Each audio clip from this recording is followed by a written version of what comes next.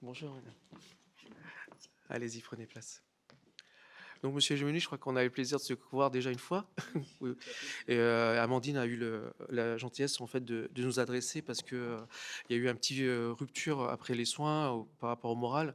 Donc, qu'est-ce que vous pouvez témoigner par rapport à votre expérience après la greffe et comment vous avez déjà connu l'acupuncture et qu'est-ce que ça vous a apporté? Voilà. Merci. Bonjour à tout le monde. Je me présente Al-Jagnouni Abdellah. Donc, j'ai été greffé par Amandine Charbonnier, docteur Charbonnier, en 2014. Exactement le 20 juin 2014, je m'en souviens, c'est mon deuxième anniversaire, quoi. Et donc, suite à... c'était une leucémie, en fait, l'âme. Et ensuite, comme elle a bien expliqué, c'est un marathon, quoi, en fait, c'est un grand parcours. Et donc, beaucoup d'effets secondaires. Et en fait, des gros traitements, etc. Et mon point faible, moi, c'était l'anxiété, en fait, la dépression, etc. Donc, j'ai beaucoup souffert de ça. Et ensuite, on m'a parlé de l'acupuncture. Donc, c'est pour ça que je suis venu vers vous.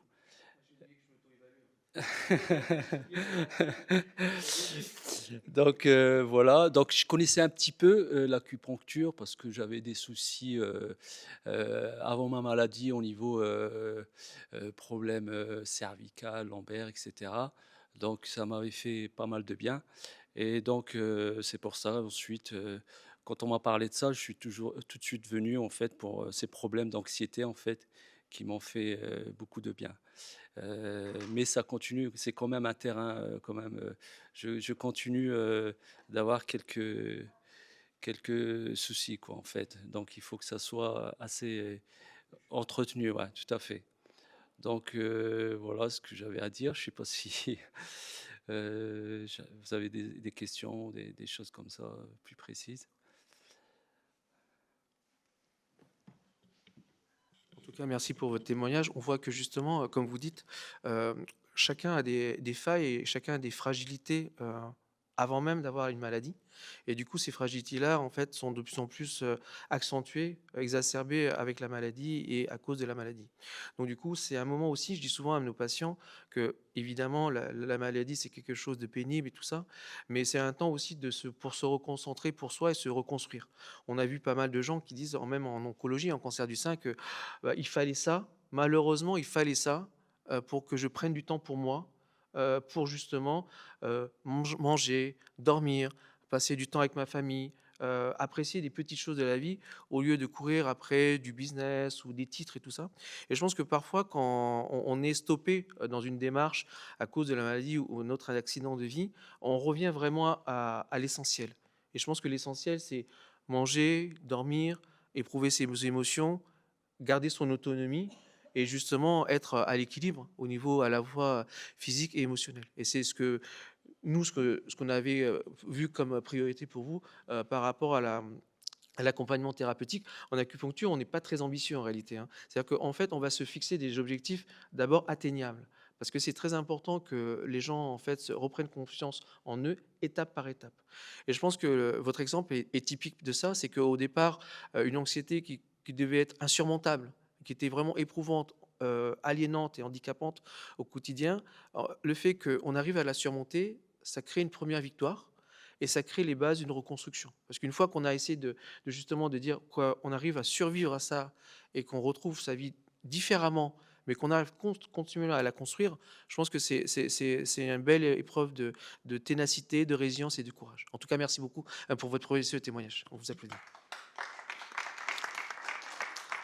Alors maintenant, je passe la parole à Mme Foulon, qui voulait vous témoigner par rapport aux aidants. Ah, en plus, elle a des images. Alors, je vous confie le micro. Merci.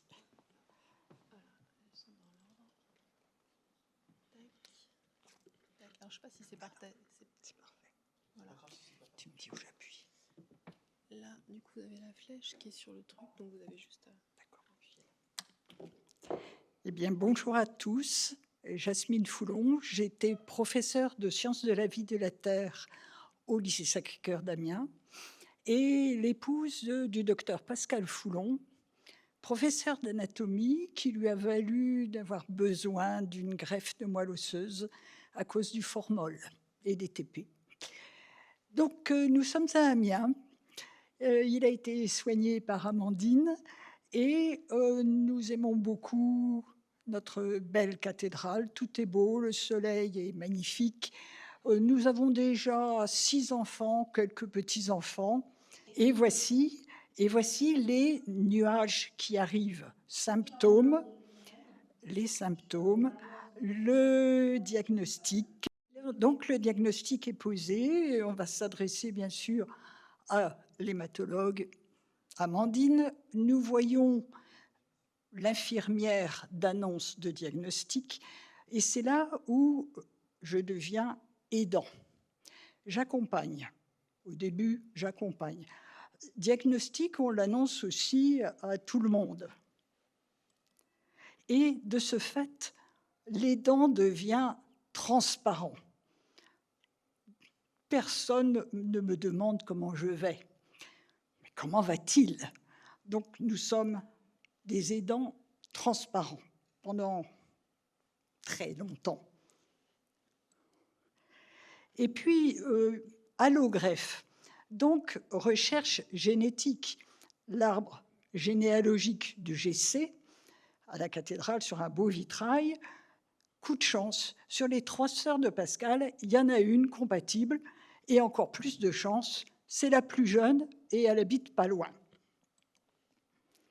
Alors, il entre dans sa chambre stérile. Alors là, c'est la découverte de la grande aventure. Il faut préparer la chambre parce qu'on ne peut pas rentrer beaucoup de choses dedans. Donc, décorer avec des images, des objets qu'on peut nettoyer, à s'habituer à des hygiènes quand on veut aller le voir, donc s'équiper, blouse, etc. Et puis, à la maison, laver son linge et puis le rapporter dans des petits sachets plastiques. C'est tout un système qui se met en place. Jusque-là, ça va. Et puis arrive le moment d'une grande décision. Sur la chaire de cette belle cathédrale, vous avez en haut une inscription en latin qui dit « Fais ceci et tu vivras ». Oui, sauf que Amandine a été confrontée à un petit problème, c'est qu'il a fallu adapter le traitement au cas de Pascal. Donc, elle a proposé quelque chose qui était très novateur. Elle lui a demandé, lui bien sûr, c'était son ancien élève en tant que prof d'anatomie.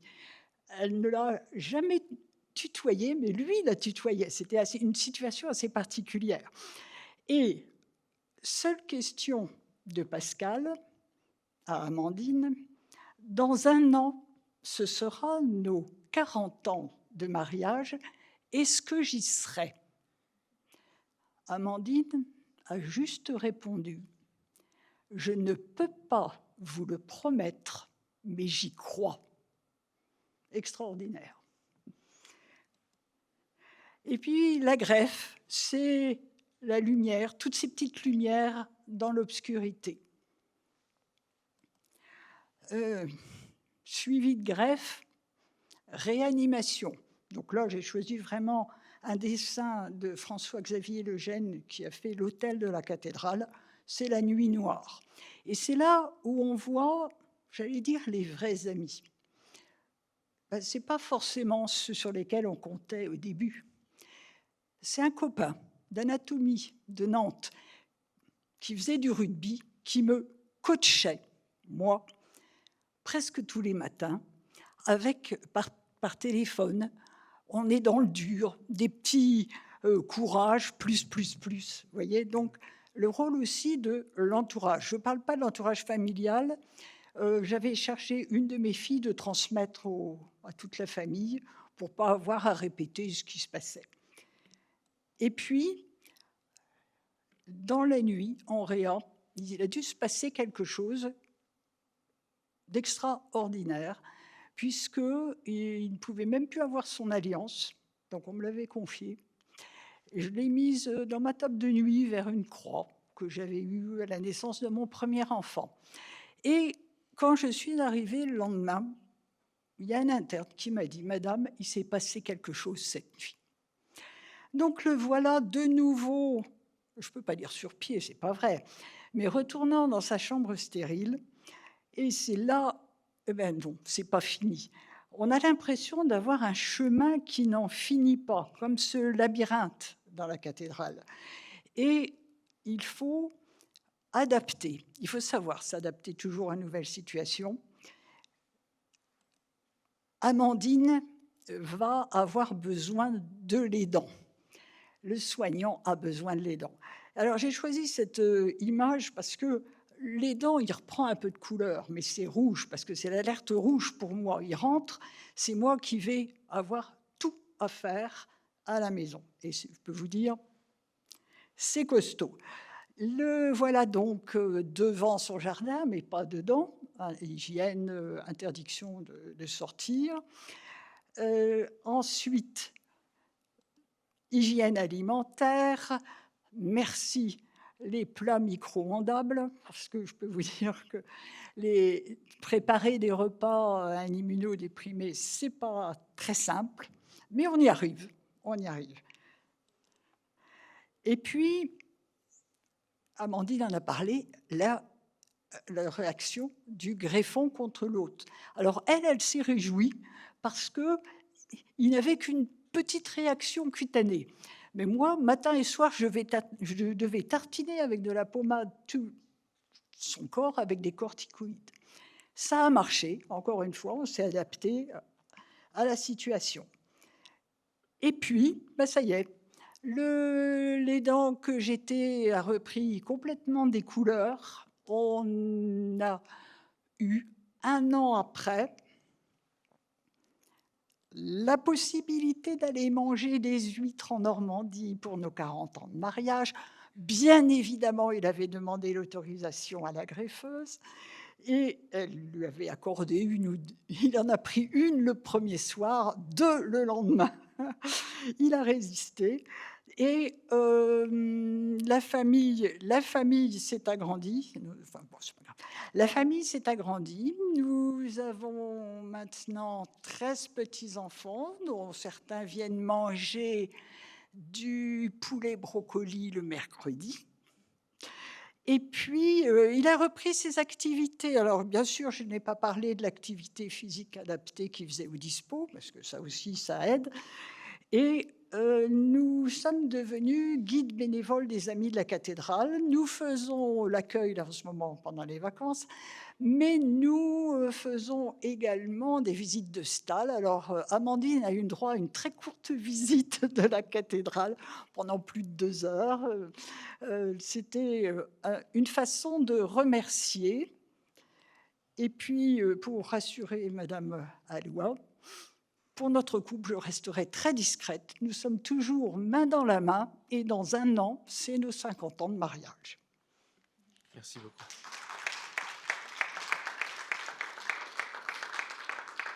Merci beaucoup pour vos témoignages émouvants et très, très, très, très chargés en émotions.